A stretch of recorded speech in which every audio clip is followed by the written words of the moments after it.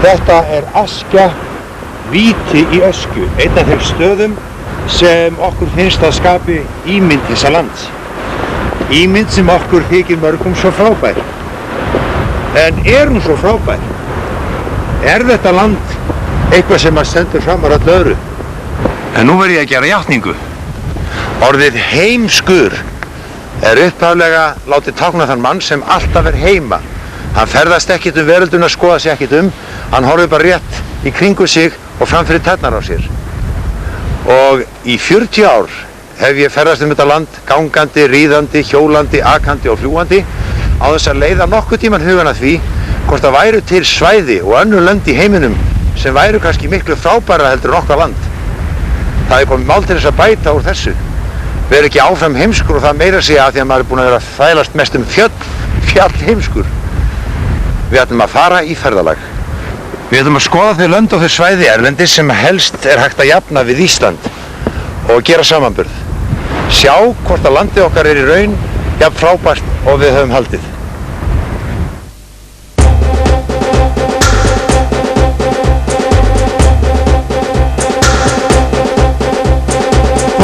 Og virðindi fanga huga minn og mig seiða inn í undra heim.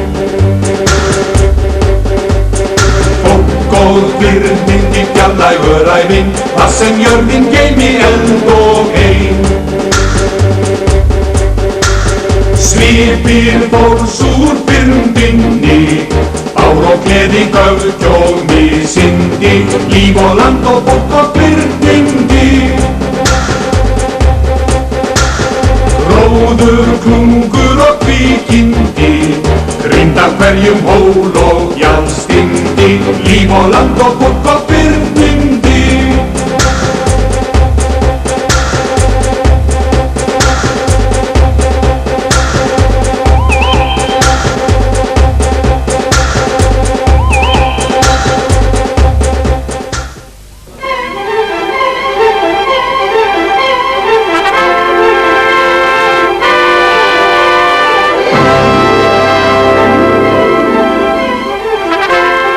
Eins og Klettafjöllin blasa við frá Calgary í Kanada, blöstu þau við Klettafjallaskáldinu Stefáni G. Stefánsinni fyrir einni öld og hrifu hann.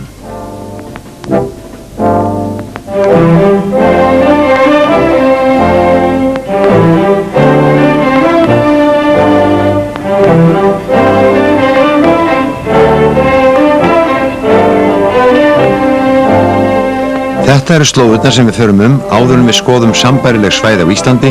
Það eru 6 þjóðgarðar í Kanada og Bandaríkjunum sem eiga sér allt að 125 ára sögu. Við sláumst fyrst í för með Ólafi Ragnari Grímssyni, forseta Íslands, upp í þjóðgarðinn Banff, stolt Kanadamanna.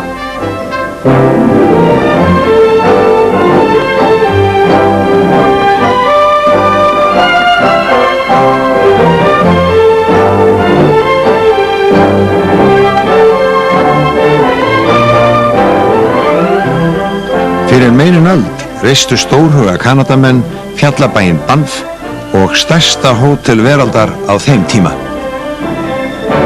These are 19 million years old. How many years below sea level? They were... But then the whole continent must have been under sea level. Yes, of course. certainly Þegar this það fundi hérna efst upp á tindunni hérna, þá var fundið steingervinga af sjávar. Really? Yes. That's quite amazing. It is. Well, this is quite an evidence of the creation of the earth process. Yes. A slow process, sometimes quick. Yes. But I'm sure Omar will like your story about the architect, because he told me that the room where we had the breakfast is of course a very beautiful view, but the other main dining room is on the other side with no view, and the reason is that the architect who built the hotel, he never came at it to make a look at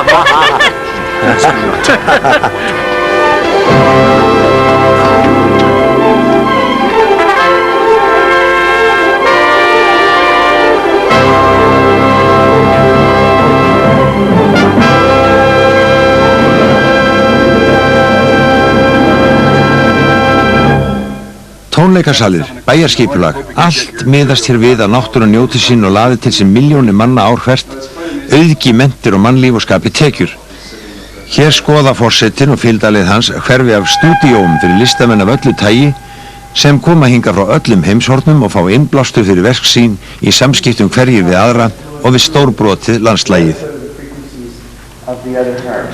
Forsetinn heldur nú upp að Lovísuvatninu en við ætlum fyrst að fara upp í þjóðgarðinn Jasper til að skoða stærsta jökulinn hér og frægasta gljúfrið.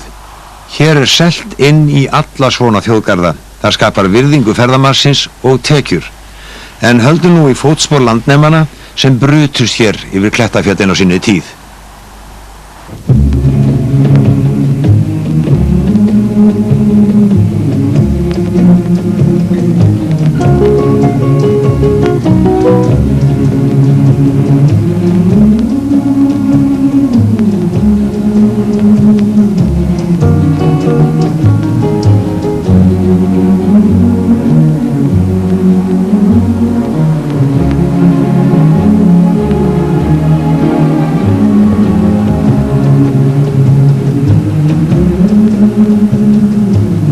Þessi jökull þætti nú ekki stór á Íslandi en hingað flykkjast ferðamenn.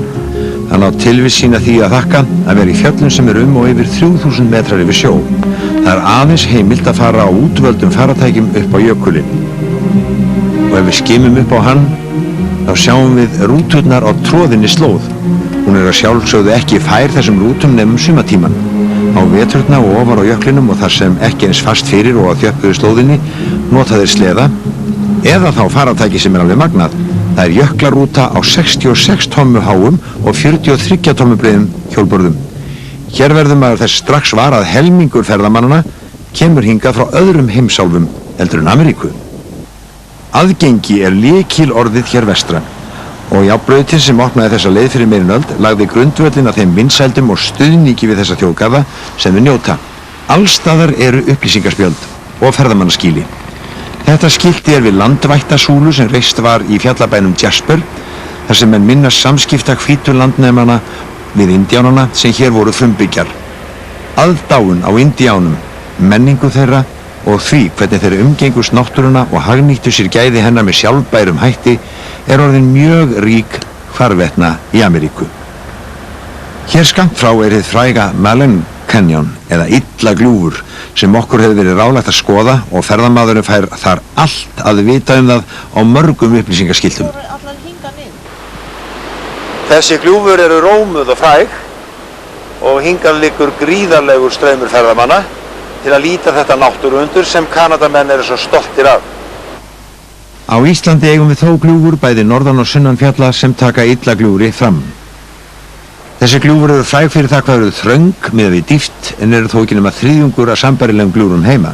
6 brýr liggja yfir þau, umhverfislíti. Svarið jú kannski en þær eru úr tré og ef okkur finnst þær of mikið líti getum við fjarlægtar á morgun. Þær eru afturkræfar, þar með hvorki vistkerfinu né heildarmyndinni raskað.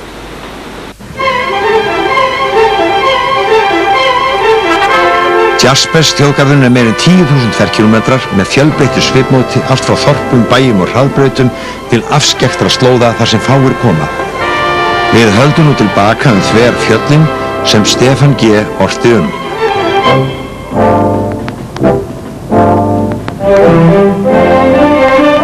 Rofar til í rökkvanum, rísa úr mökkvanum, vestlægar fylkingar fjallanna, feikileg hróðug og há, gnæfa þau yfir gráþyrpingstallanna.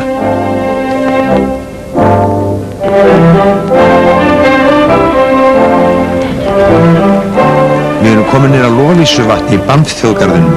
Þegar landnemarnir komu þarna, þá fannst þeim liturinn á vatninu sérkennilega blágrænn. Það kemur okkur Íslendingum ekki spástur í sjónir. Við sláumst í för með forseta Íslands, Döllu dóttur hans og fylgdarliði í fjallgöngu með leiðsögn forstöðumanns garðsins upp að 2 vötnum, Viktoríuvatni og Agnesarvatni. Banff og Jaspers þjóðgarðarnir liggja saman og eru samtals meir en 16.000 ferkílómetrar. Ef þeir væri settir niður hér á Íslandi, þá næður þeir frá Reykjavík yfir hálendið til Egilsstaða. Banff-garðurinn var stofnsettur í kjölfar járnbrautarlagningar yfir Klettafjöllin. The creation of it was an interesting challenge, and in creating it, we didn't have any precedents or models upon which to base our initial management traditions. So we made a lot of mistakes. Now, also historic periods change. You know, the first park superintendent's responsibilities were very different than they are now. We're struggling to balance this type of tourism and use with the new realization that this park also protects an intact ecosystem. Right? And that's the challenge. Now, we have a very large Mountain National Park block here, which includes Banff, Jasper, Kootenay, and Yoho National Parks, 20,000 square kilometers. But we realize now that as big as this area is, we didn't select those parts of the park or the region that were required to sustain a healthy and intact system. So we need adjacent areas and corridors to neighboring wilderness areas if we are to sustain ultimately the ecosystem health of the core parks. So we're learning every day on this one. In terms of geographical area, we have broken the park down into ecological zones. And there are 5 different classifications. The classification of this area is front country. We allow the heaviest proportion of use to occur in these types of front country areas. There are no controls on trail use in places like Lake Agnes. Other zones, however, are graded based on the amount of human interference that the ecosystem can sustain. And it leads right up into wilderness areas, which receive few visitors every year. Now, that's a simplified way of looking at it, because wildlife, particularly key indicator species like grizzlies, don't always respect your zone systems, right? So we are occasionally prone to closing even front country areas. In the case of wolves denning or bears and cubs or those sorts of things. Now, your question though is an important one, and it's one we're wrestling with here, and we don't know yet how we're going to solve it. If our visitation continues to increase at these rates, how are we going to manage people and still balance our increasingly fragile ecosystem demands? Stefán G. Stefánsson var kallaður Klettafjallaskáldið, þótt hann sæi þau lengst af ævi sinni aðeins í mikilli fjarlægð.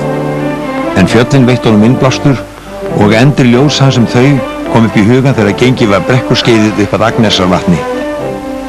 Klettafjöll, draumheimar eldgömlu aldanna, ímynd af Valhöll sem gull reifur skjaldanna, ljós reifur blika í bláskýjarofinu, brekkuskeið dökk eru rið upp að hofinu.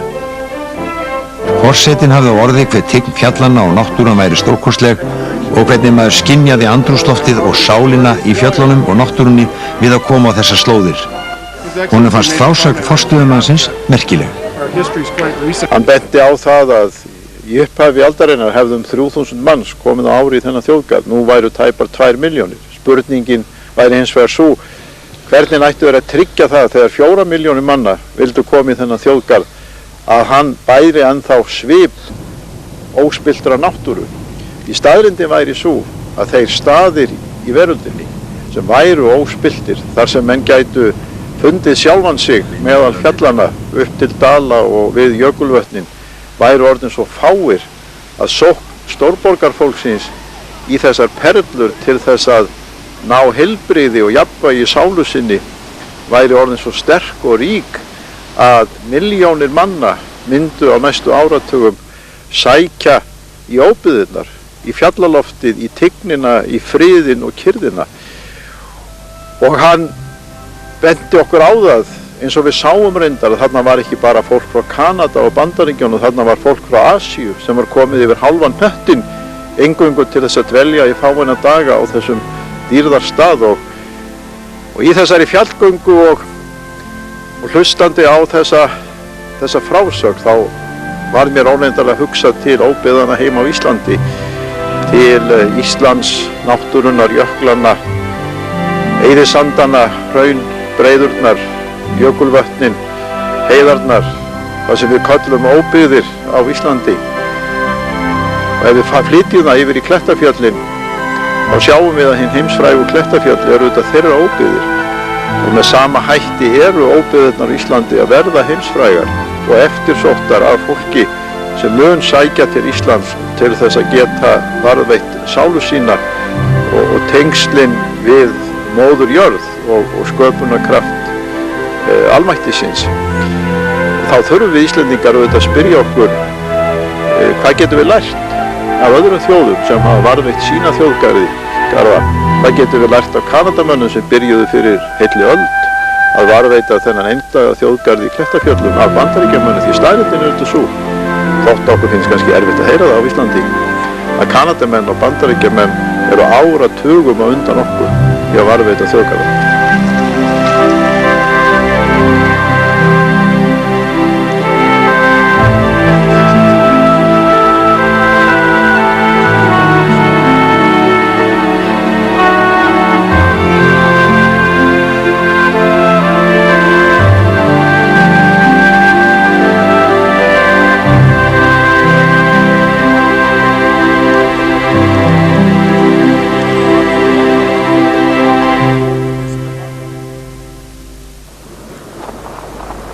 Þetta er inngangurinn að Yellowstone, hinum heimsfræga þjóðgarði í Bandaríkjunum, og hingað erum við komin til að hitta Jóka Björn og vini hans.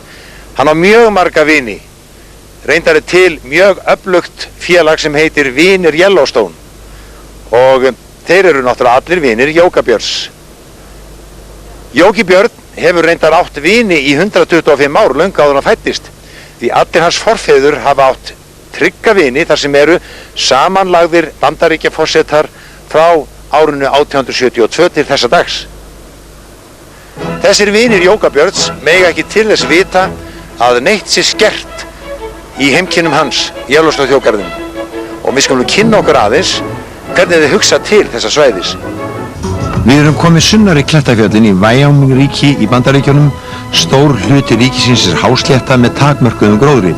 Veturnar eru mjög kaldir, engin stór alþjóðaflugvöllur er í ríkinu og engin auðlind að borða við fiskinn okkar, heldur lifa Wyoming-búar fyrst og fremst á fólki, ferðafólki.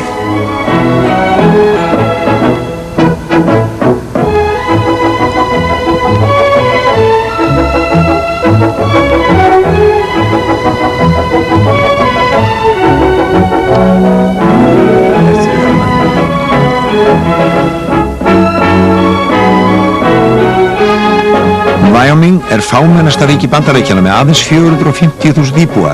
Það er dreifbýll en Ísland. Það er 2,5 sinnum stærra.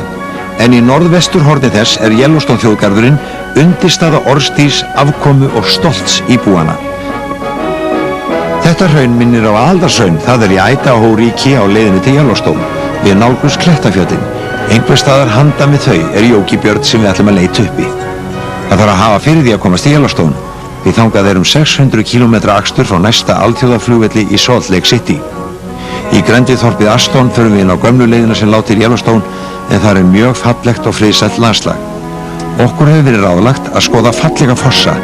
Hinn efri þeirra, efri Mísafoss, líkist Gullfossi, ekki bara lögun, heldur er hann álíka stór. Þarna niður frá sjáum við hann.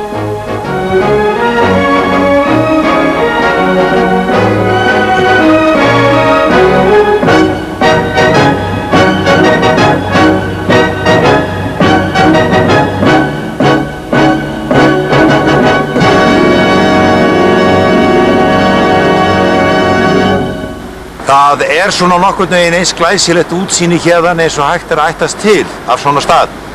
En hér kemur ekki kjaftur. Þetta er nefnilega ekki þjóðgarður og þaðan að síður Yellowstone.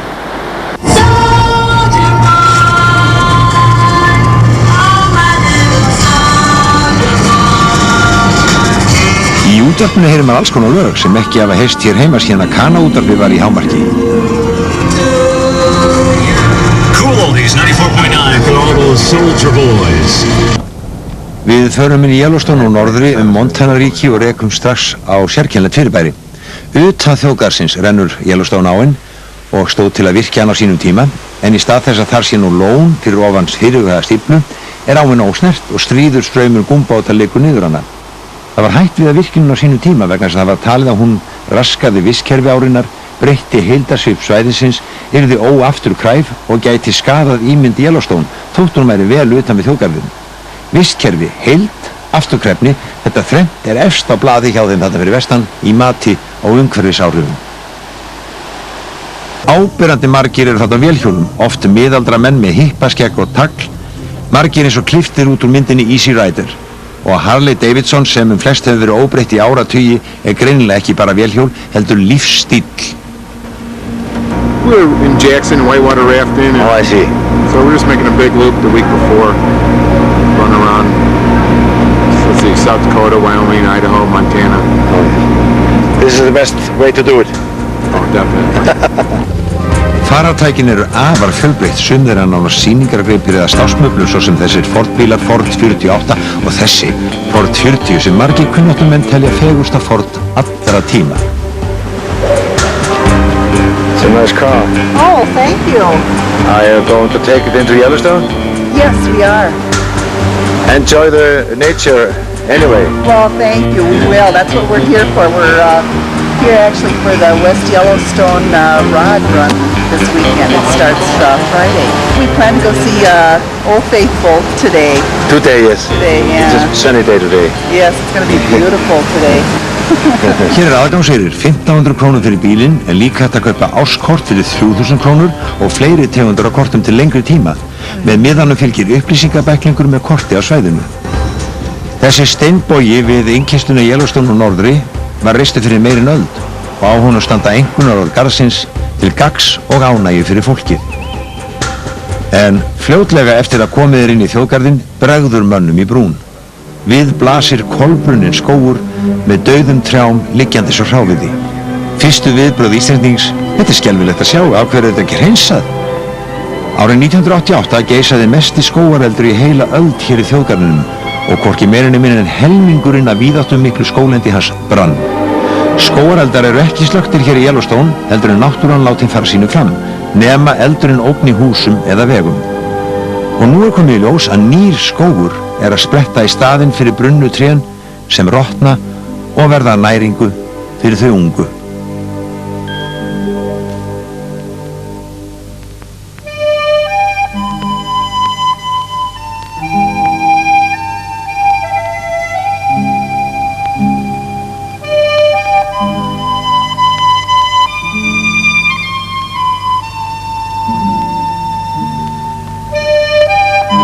Í þjóðgarðinum er mikið lagt upp úr að fræða ferðamenn eldinn, sem var mjög merkilegur. Það var mjög þurrt 1988. Svona eldar geisa nefnilega á það bil 100 ára fresti. Og það er ekki tilviljun, segja menn, þeir hafa lært mikið af þessu skógareldi. Hann kviknaði á 70 stöðum, en að lokum voru þetta 5 stórir eldar. Ferðamenn geta séð kvikmyndir af slökkvistarfinu í ferðamannamiðstöðunum í Yellowstone. Þarna var unnið hetjulegt slökkvistarf, sérstaklega við Old Faithful, þar sem sígarettu nisti kveikti stóran eld og varð að bjarga mannvirkjum. Að öðru leyti voru þessir eldar látnir hafa sinn gang og nú, 11 árum seinna, eru menn sannfærðir að stefnan er rétt. Náttúran á að fara sínu fram.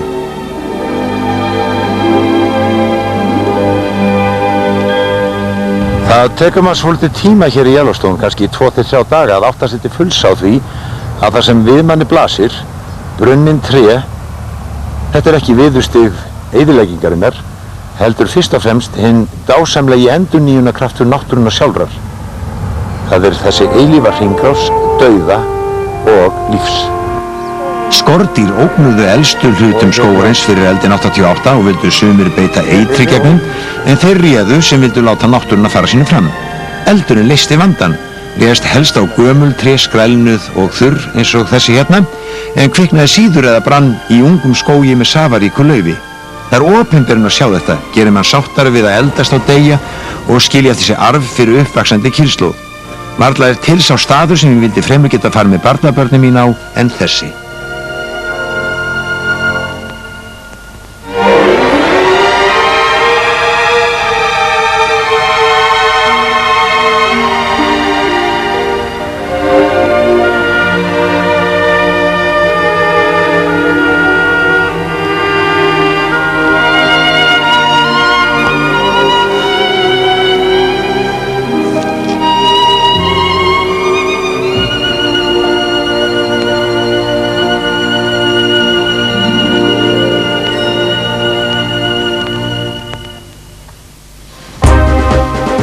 Í leit okkar á Jókabyrni liggur leiðin frá hjá mörgum hverasvæðum sem hvert hefur sinn svip. Í Yellowstone eru 10.000 hverir og 75% af öllum goshverum á jörðinni.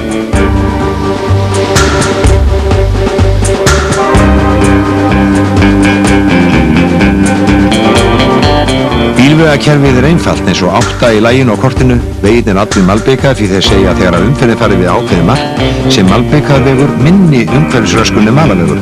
Malarvegur raski vistkerfinu meira þegar rykið berst út í jarðveginn og rykmökkurinn er sjónmengun. Húsin eru helst úr trjáviði og liturinn lítt áberandi. Þetta er hinn frægi Gamli Tryggur eða Old Faithful og hann á að gjósa eftir klukkutíma. Já, hann er tryggur en hann gýs ekki svo oft eins og Strokkur.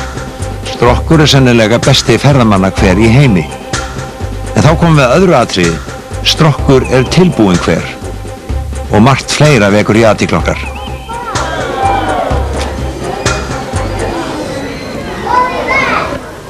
Já, fólki grípur andan á lofti og það vekur athygli Íslendingsins hve gífurlegu fjöldi af fólki er þetta.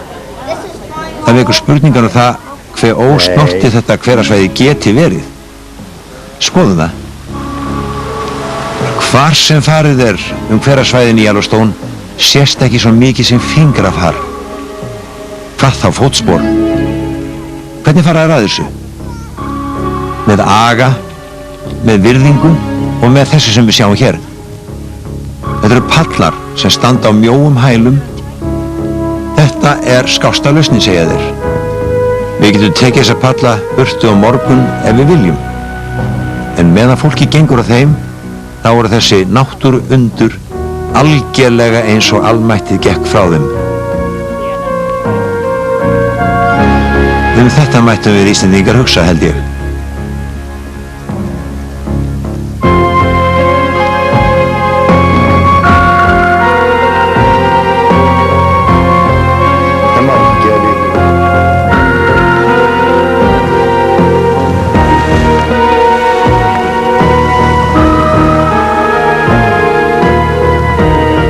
Þetta er gríðarlega fjölbreytni, þetta er langstærsta, já hvað þið maður að segja, hverasvæðið eða hverahverfið.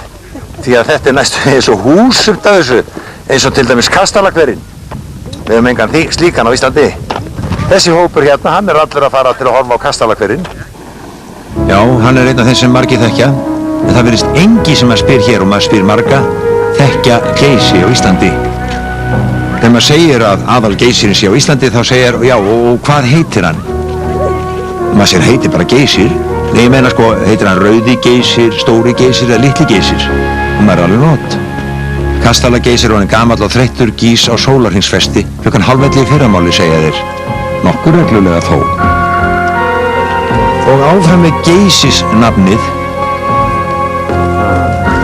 Did you know what does the word geyser mean in Icelandic? Geysir. No, goshver, because the original Geysir is the Goshver Geysir in Iceland. The name of this hot spring is Geysir. And Geysir means to rage or gush forth? Yes, that's right. That's right. Before America was found, nobody knew about this phenomenon. Right. It was just in Iceland. But after that, they found out it was in New Zealand, here, and Siberia. Right. Og þeir nota nafnið. 3 milljónir ferðamanna kom í Yellowstone á hverju ári og gefa sennilega 150 milljarða íslenskar króna í tekjur. En flestum, ef ekki öllum, finnst ofmargt fólk þarna og við fáum stundum skrýtna tilfinningu á leiðinni niður á Yellowstone vatninu.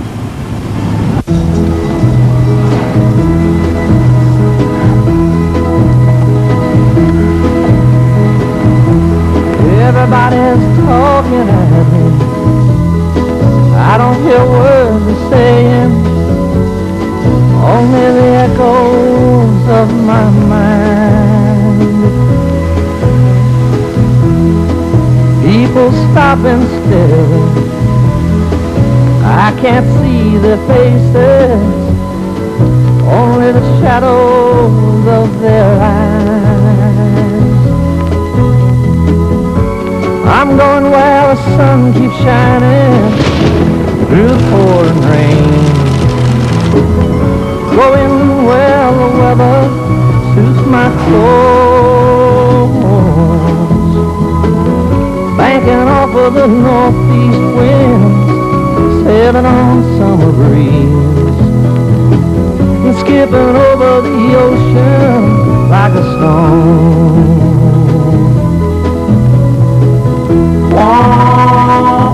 Þarna sjáum við móta fyrir hver rétt utan við ströndina á hverasvæðinu West Thumb við Yellowstone-vatnið. Þetta svæði er sérstakt fyrir samspil hveranna við stöðuvatnið. Já, þetta er feiknaleg fjölbreytni, en mannfjöldin skapar vandamál.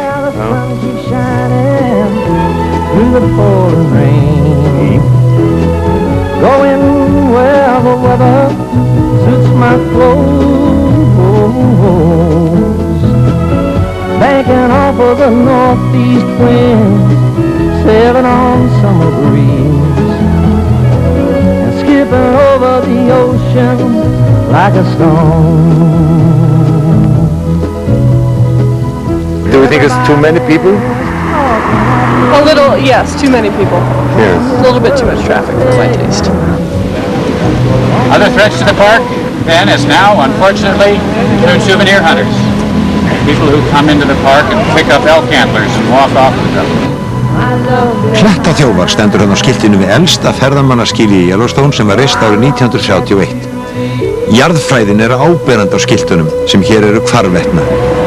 Hér er sýnt hvernig hrafntinnufjallið í Yellowstone var til í miklu eldgosi. Fjallið sem nú er nánast búið að stela. Já, stela því að upphafi skein það af glitrandi hrafntinnu, en smá saman misti það glit sitt vegna þess að milljónir ferðamanna tóku steina með sér úr því til minja. Af þessu hafa menn lært hér, mikið er lagt upp úr því að ferðafólki umgangist þjóðgarðana af nærgætni og virðingu sem það gerir, það er hluti af aga og kurteisi sem við Íslendingar getum lært af. Í myndaflokknum Jógabörn í Yellowstone var þessu komið til skil á skemmtilegan hátt. Og við skulum hugsa heim til Íslands. Hér sjáum við til samanburðar svæði við hrafntinnusker á Íslandi sem enn skartar fögru glitri og við getum haft örlög hrafntinnufjallsins í Yellowstone í huga. Kannski gætum við lært eitthvað af þeim erlendu þjóðum sem hafa meir en 100 ára reynslu af þessum viðfangsefnum. Nei, enn eitt ferðamáti hér. Þetta er sérkennlegt. Fánum skreytt vélhjól. I've never seen a vehicle like this before, you know. Really? No, I'm from Iceland, you know. Iceland? Yes. Yes. This is a bolt-on? No, it's a regular conversion. The whole rear end was taken off and a new one put on. Yes. And this is a very good means of traveling. Yeah. You like it? Oh, I love it. Yeah. You've been in Yellowstone before? A couple of years ago, now we're going to do it again with a motorcycle. Ah, you were in a car then? We were in a car. Yes, better this way. Excuse me? Is it better this way? Yeah, we enjoy it. We enjoy Well, it. you're outside. You can, you know, you're in the air. You know, you can experience it. I think a lot better than you Smell it. Oh yeah. Smell the sulfur and everything. Og þau bruna af stað á við hverana sem upphaflega áttu mesta þátt í að gera garðinn frægan hér, en það er fleiri en hverir. Þessi garður er frægur fyrir dýralífið og minna má nú sjá hérna veginum. Umferðarteppa er svo áttan með að sjá því að hún er vegna þess að allir vilja ná góðum myndum af dýrunum við veginn. Sjá þau og heyrið hljóðin. Hlustiði. Dýrin eru svona gæf vegna þess að þeim hefur læst kynslóð fram að kynslóð að hér er maðurinn vinur þeirra og verndari.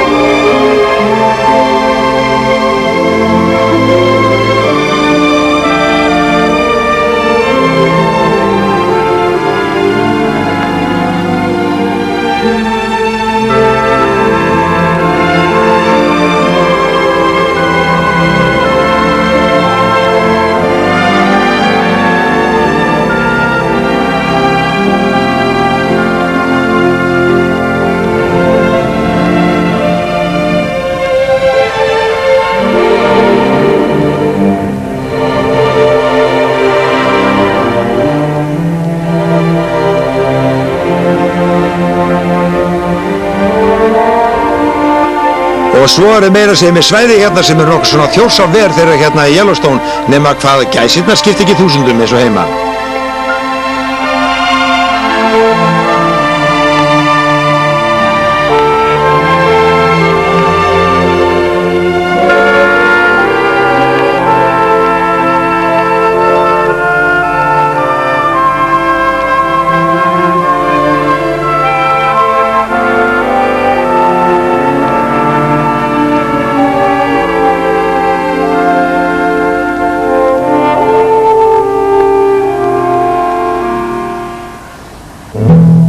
Milljónir vísunda voru á sléttunum áður en að hvítimaðurinn var næstu búinn að útrýma þeim.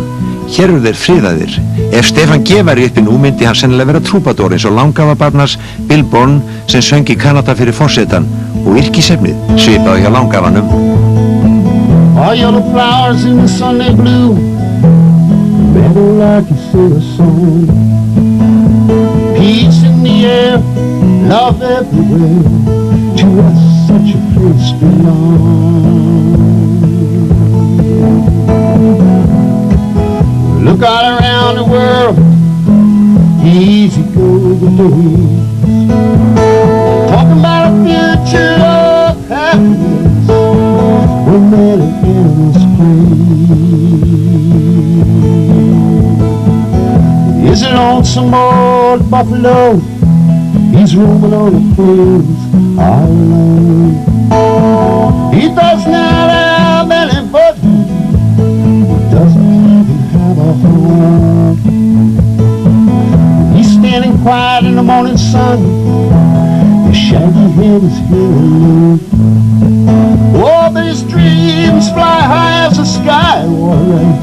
Baby Jordan, by and by he knows. Where do you think we are going? Where do you think this will lead? What are the things worth knowing that will satisfy every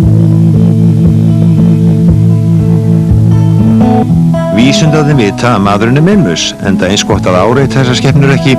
Tarfur getur orðið 900 kíló og náð 50 km hraða og við sýnum því tillitssemi gagnvart kúnni sem stendur öðrum megin við veginn og kálfinum sem þarf að komast yfir til að fá mjólk að sjúga.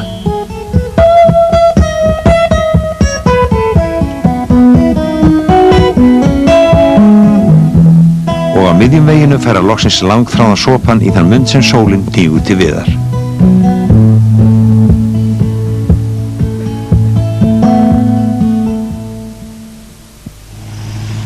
Þetta sem að víða, stór klunnalegur húsbíll með jeppa eða smerri bíl í eftirdrægi sem hægt að nota til skemmri ferða.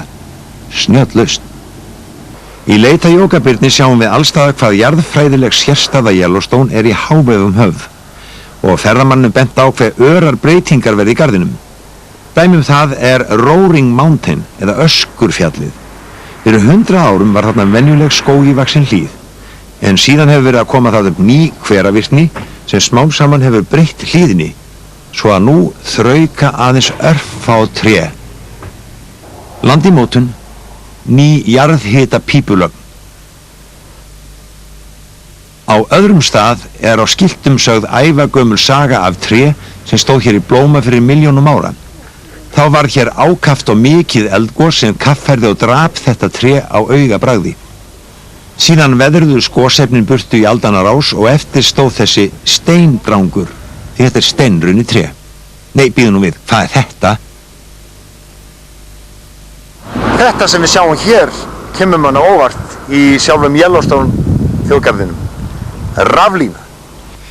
Heimamenn segja að þeir vildu helst losna við hana sem fyrst, en hún sé samt ekki hátt stig umhverfisröskunar, samkvæmt atriðunum 3, vistkerfi, heild, afturkræfni, vistkerfinu ekki raskað, sjónræn áhrif á heildina lítil, línan er afturkræf, við getum fjarlægt hana hvenær sem við viljum og munum gera það. Rýr og byggingar en engar virkjanir hér á einu orkumesta svæði Ameríku og það má ekki virkja frekar í nágrenni Yellowstone, ekkert einasta af 10.000 hverum. En þeir telja sig að efna þessu, þetta sé samt svo lítill hluti af orkuþörf Bandaríkjanna.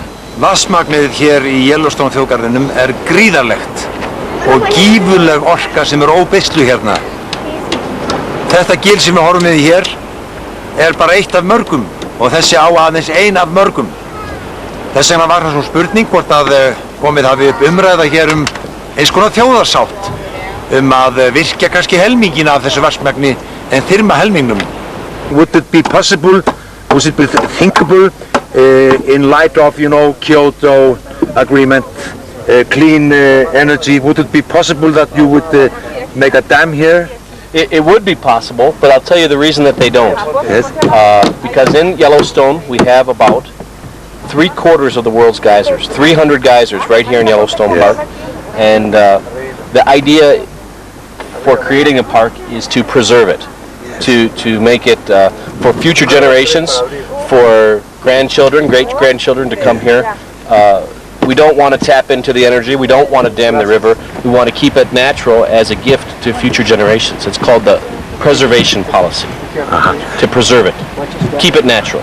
So it is possible, but it's in conflict with the ideals of the park. So you would do almost anything before that? Yes, almost anything. It wouldn't be very well received if anyone were to try it. There's been talk about it in the past for different reasons, for electricity, for irrigation, but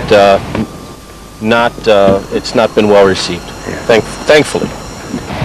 Ofar við ána annað aðskili stærra gljúfur, en í þessu neðra gljúfri væri hægt að virkja og búa til eitthvað fegusta fjallavatn álfunnar og halda efra á stærra gljúfrunni eftir ósnortnu. En þeir benda á atriði 3, vistkerfi, heild, afturkræfni, segja að vistkerfi árinnar myndi raskast. Líta á ána og gljúfrin 2 sem heild, virkjunin yrði óafturkræf, sem sagt efsta stig umhverfisöskunar, gagnstætt háspennulínunni. Við erum komin að hjarta eldfjallaöskjunnar og framundan er hámark ferðarinnar.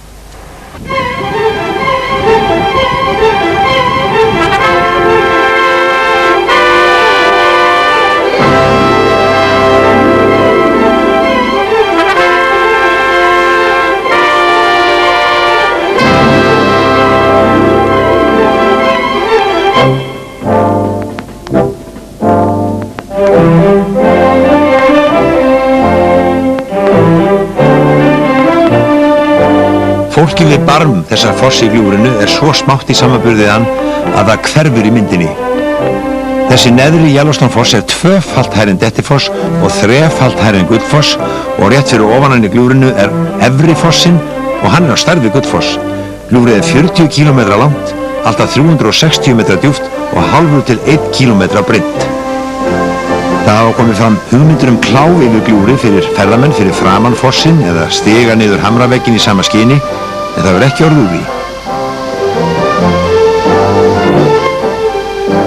Ljósu litirnir vekja athygli Íslendinga, en þeir stafa í meginatriðum af því að þetta svæði er í fellingafjöllum þar sem jörðin er að þrýstast saman og rísa upp og brotna, en á Íslandi er jörð að gliðna og önnur efni koma því upp á yfirborðið. Hámark Yellowstone-ferðar er mismunandi eftir smekk og reynslu ferðamannsins, þótt þetta gljúfur væri magnaðra en maður bjóst við, var þó einn staður eftir enn sem kom mest á óvart og þangað stefnum við næst.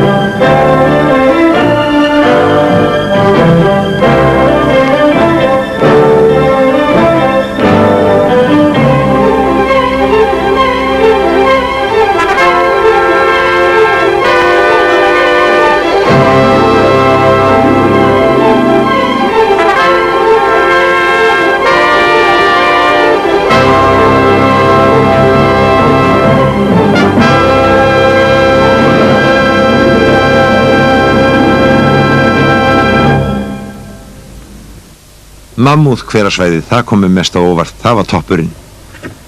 Þetta er gott dæmi það hvernig efnin í hveravatninu hlaðast upp og búa til hinnar ótrúlegustu jarðmyndanir á undraskömmum tíma. Nánast heilu byggingarnar, eða fjöllin jafnvel. Við Íslendingar erum ýmsu vanir og fyrirbrigði goshver er okkur ekki sama nýnæmið og öðrum og þess vegna eigum við ekki von á því í þessum þjóðgarði, sem er kannski þekktastur fyrir goshverina, að hægt sé að koma okkur óvart. En það gerist hér. Hvílík litbrigði og form og fjölbreytni og örlæti að þetta er sífellt að breytast og nýjir skúlptúrar að myndast og svo eru aðrir að hverfa.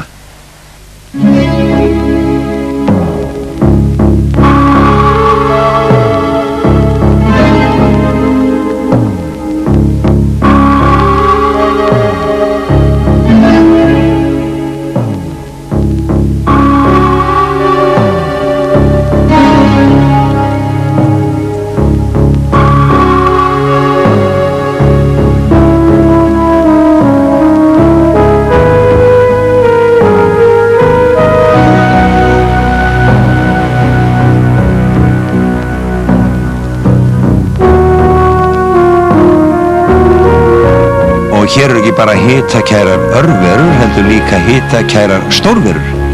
Þessi viltu hjartadýr sem hafa bæði lært að nýta sér í ylinn og jörðinni og kynslu fram að kynslu og lært að maðurinn gerir þeim ekkert megin.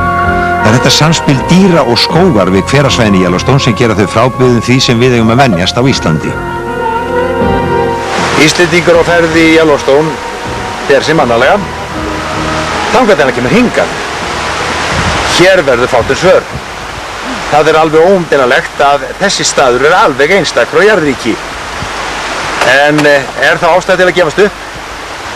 Nei, það er ekki ástæða til að gefast upp.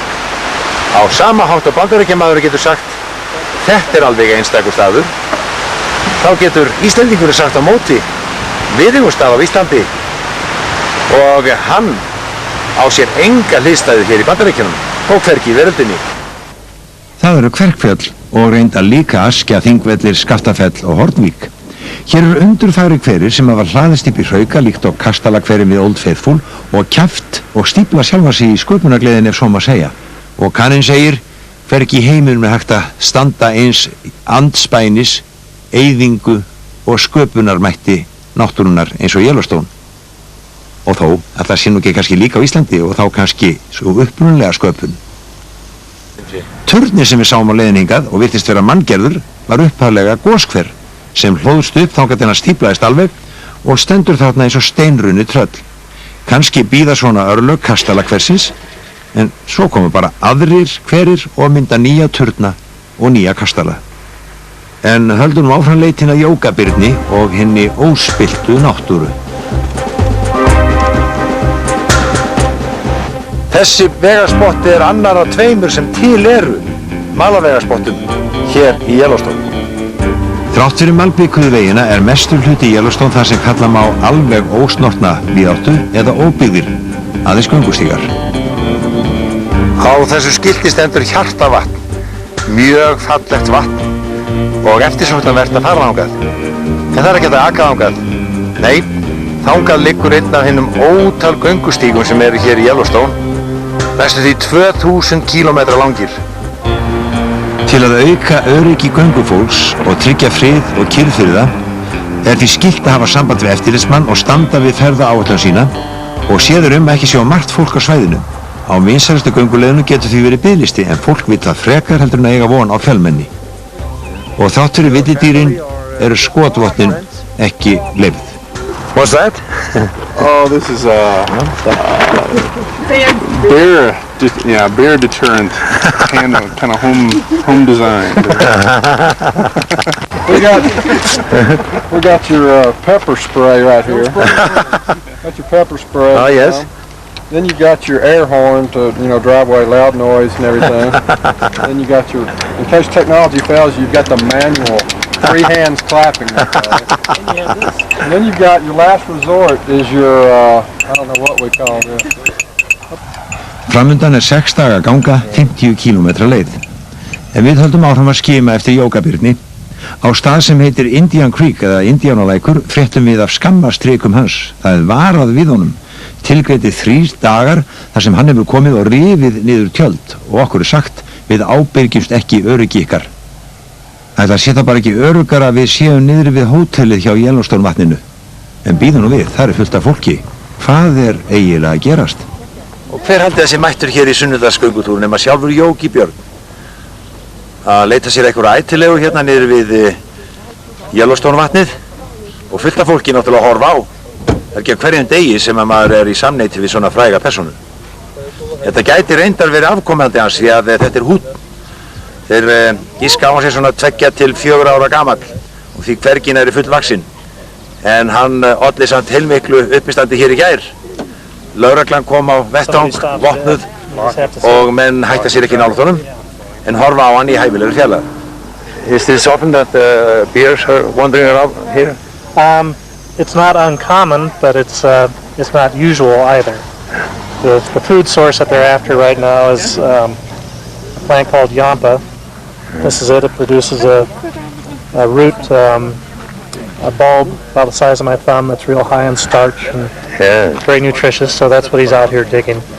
Also, whatever he might happen to find, pocket gophers or a stash that a pocket gopher has made underground with roots and seeds and vegetation, they'll dig that up too. It's a very, very cooperative bear. He's more interested in what he's finding for food than he is in the people. But our job is just to make sure people aren't doing foolish things by trying to get too close. Já, birnirnir halda velli en snemma á þessari öld var úlfum útrýmt í Yellowstone. Við það fjölgaði elgum og jafnvægið í gróðurfari og dýralífi raskaðist. Niðurstaða mikillar rökræna var sú að rétt væri að maðurinn bætti fyrir þessa röskun af sínum völdum og því voru fluttir inn úlfar í þjóðgarðinn árið 1995. Þetta getur maður fræðst í fjölmörgum gestastofum svipari þeirri sem í Skaftafellsþjóðgarði, en það ókeypis inn. Í staðinn ferðamannsins freistað með mjög svo aðlaðandi minjagripum og einnig fræðandi efni, þannig að hann eyðir jafnvel meiri peningum en fengist hefðu með því að innheimta aðgangseyri. Og fræðandi efni þarna mikið, þarna stóð á einu bæklingnum besta hugmyndin í Ameríku. Það Yellowstone þjóðgarðurinn. Og allt gert til þess að fá sér flesta inn svo þau fræðist sem best það sem að sjá í þjóðgarðinum og líka það sem þarf að varast. Reynt að hafa hótel og gististaðir sem fæsta í Yellowstone og ferðamenn verða því ofta að fara út fyrir þjóðgarðin yfir nóttina á annað tíman. En nú ætlum við út úr honum hádaginn því við erum að kveðja Yellowstone og halda í suðurátt.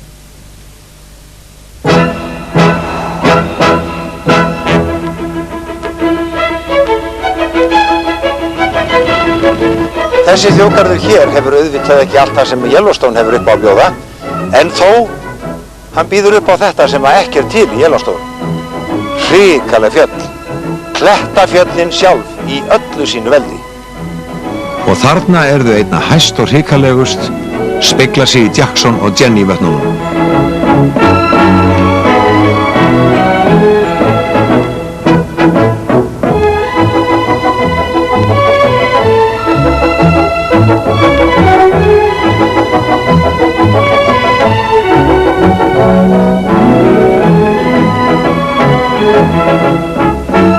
Þarna á einu stað stífla sem reist var snemma á eldinu til að minnka flóðin í ánni fyrir neðan. Mikil breyting hefur orðið á viðhorfum manna og skilgreining á Yellowstone síðustu 15 ár. Hugtakið Stór Yellowstone hefur hlotið vaxandi viðurkenningu. Það svæði með Yellowstone sem miðju sem myndar heillegt vistkerfi og stærra en Ísland. Þar hafa menn frestað frekar í virkjunum og jarðvinnslu. Þá horfa menn á þetta svæði í stóru samhengi og segja orkan sem þarna má fá innan við 1% af orkuþörf álfunnar, en svæðið hins vegar merkasta líttsnorta víðáttan í Ameríku. Það eitt dregur til sín fleiri ferðamenn og Ameríkumenn hafa efni á að bíða með að raska henni. 6 milljónir ferðamanna koma á ári hverju til Wyoming. Það eru 15 sinnum fleiri á hvern íbúa þar en á Íslandi.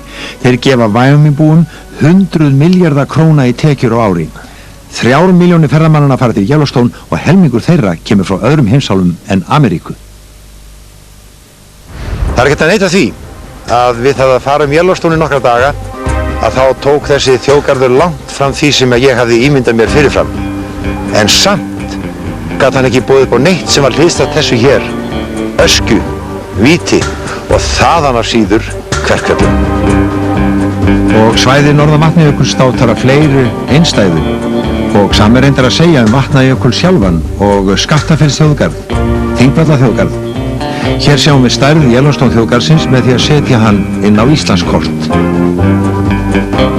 En nú höldum við áfram ferðinni og förum í næsta þætti í fótspor fyrstu íslensku landnemanna í Ameríku sem leituðu paradísarheimtar með því að gangi yfir meginlandið óra veg yfir fjöll og fyrnindi til fyrirheita landsins og þá skoðum við fleiri þjóðgarða með dýrmætar myndir og minningar frá Yellowstone í farteskinu.